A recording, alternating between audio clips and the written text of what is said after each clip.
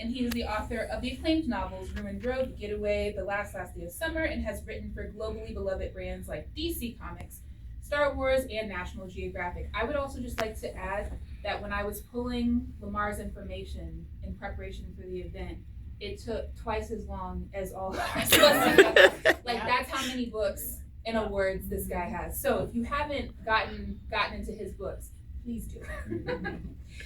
He is a 3-time Mystery Writers of America Edgar Award nominee, a recipient of the Black Caucus of the American Library Association's Youth Literary Award, and founding member of the nonprofit We Need Diverse Books. He resides in Virginia with his family, where he currently serves as writer-in-residence at the College of William and Mary.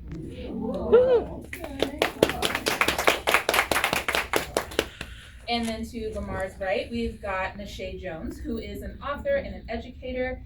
Her fiction and nonfiction pieces have appeared in publications such as Huffington Post and McSweeney's, among others. She lives in Virginia with her husband, 2 kids, 2 cats, and 1 dog.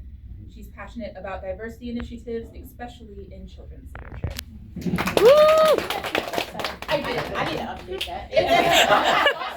Also, let me just, Nashae has an upcoming young adult novel coming out on May 5th. This is it. It's called The Becca Effect. I'm going to probably prompt you to talk a little bit about this later, but if you Nashae will probably talk a little bit about this book, but also her middle grade novels as well. But if you're looking forward to this one, soon release. Okay. And then we've got to Nashae's right, Pamela N. Harris, who was born and somewhat raised in Newport News, Virginia, also affectionately known as Bad News. A former school counselor by day, she received her BA in English and a master's in school counseling at Old Dominion University. Her MFA.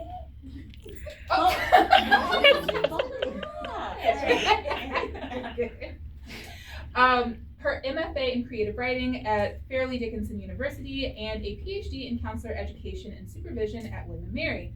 When she isn't writing, Pam is rewatching Leonardo DiCaprio movies, playing with her 2 kiddos, and pretending to enjoy exercising. When You Look Like Us, an Odyssey Award winner for excellence in audiobook production for young adults, as well as was also a finalist for the SCBWI's Golden Kite Award. Won it. Huh? It won that. Oh! Yeah. Okay, so this is your first lesson in being an author, is that whatever you see on the website is probably 2 years old, unless somebody has like an assistant. Yeah. Both of you go home and update your website. We will. Yeah. That's okay. And you know what? The next thing is an NAACP Image Award nominee. She also won that. Nominated. Oh, okay. That was around about the time. Oh, yeah, okay. Was that around about the time when we were supposed to do it previously? Yes. Yeah. So a 2-time NAACP, y'all, this is a cool group of folks. I have to say. Michael B. Jordan was in that. This is very cool. Yeah. Let's see. Woo. Yeah, and a 2022 Edgar Award nominee for Best Young Adult Novel is Pamela's debut novel, so that's When You Look Like Us. And Pamela's next young adult novel, again, this is old because this is Pamela's most recent through our tea. Yes. But in her bio, it says that her next one will be her middle one, her second one, This Town is on Fire. And she lives in Williamsburg, Virginia. Yes. All right, so, yes.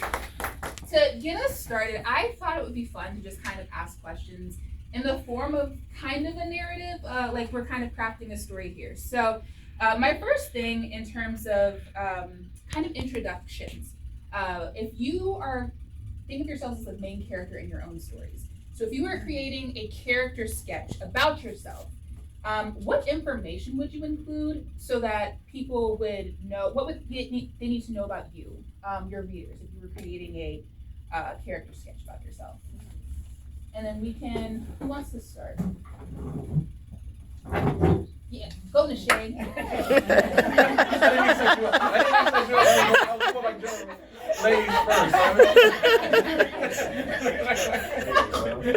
Lamar writes many throws. He's willing to just like. Alright. Main character. Let's see, main character. I've always seen myself as kind of like the comic side relief character. So this was interesting to kind of like put myself in a main character kind of role. I guess I would draft myself as somebody who is neurodivergent.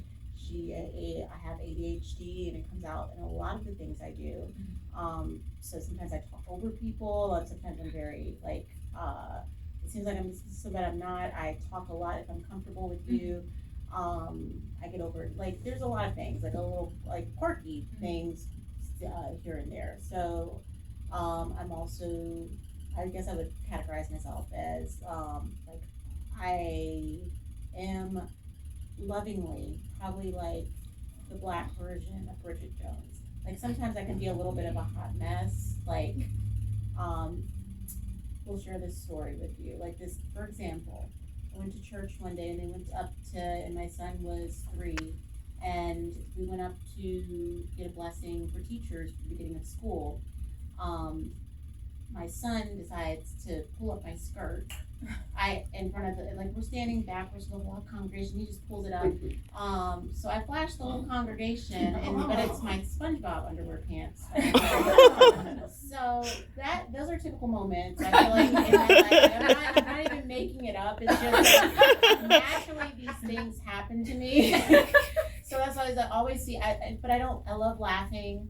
I love being around the people who are genuinely happy and make me feel good. So I don't know. I guess that's it. Huh. I love that. Okay. What happened to ladies first? Oh, I'm sorry. Lamar can't win today. I'll go, Lamar. I'll go. Yeah, that was also hard. You know, I never considered myself like having main character energy. Like growing up, I was like painfully shy, and always kind of felt awkward. I was the only child too, so like my best friends were probably my cousins and books, because my dad was military. And so I remember whenever we would move, this is like pre-Facebook and everything like that, it was hard to stay in touch with friends. So I always just found myself like looking for like whatever the library was at in the community, and just kind of like having a notebook to read. I think I am undiagnosed neurodivergent. My 2 kiddos are both autistic, and I think as navigating their journey, I start kind of being like, oh, no, that makes a lot of sense, you know. And so I kind of picked up on things about why I kind of felt like an outlier sometimes growing up, and even as an adult sometimes, I think. So that's like part of my journey this year is, you know, try to, I guess, get proper diagnosis and see what's going on. But yeah, I think it would just probably be someone that just kind of found like their home in reading and found like a constant friend in reading, basically, because I was always moving around because of the Marine Corps. Yeah. So I guess my character traits would be sort of a mix of spite and anxiety. And it's I started writing angry. When I was young, I was really frustrated with the curriculum in school. I was mad that we were always reading about kids in the UK, and I was like, I never understood, like we're in Virginia, why do we care? And so a lot of my writing was, one day I'm gonna make kids in the UK read about Virginia. Yes. And so I feel a lot of frustration and anger in that regard, but I'm also anxious and like, I don't want that to make y'all feel uncomfortable. It goes into the books. And then I think of myself maybe as something of a Forrest Gump type character, because in terms of our careers and our particular corner of publishing, I tend to be in the background of really important stuff. Like, it's not happening to me, I'm just there, you know. So like I'm in the room when Meg Medina gets the Newbery, you know, or I'm around when Jason Reynolds gets his 50th award, you know. It's like I tend to be in places where it's like, this stuff's really happening and I'm here. So like I've always felt like that Forrest Gump energy of I'm just in the background in the Oval Office. That's also like very Aaron Burr, but you're actually in the room when it happens. Yeah, you know what I'm saying? So I love that for you. I feel like it's funny because you were saying the only child introvert. I am introverted, but I also I had a performer spirit. Like I knew I could step into the spotlight. I could be like a pretty decent main character, but when I was like off, I was very off. Right, like there was there's no turning it back on. Like if I've gone into the house and I'm like in my bonnet, it's like, don't talk to me. We're not doing this right now. Yeah. So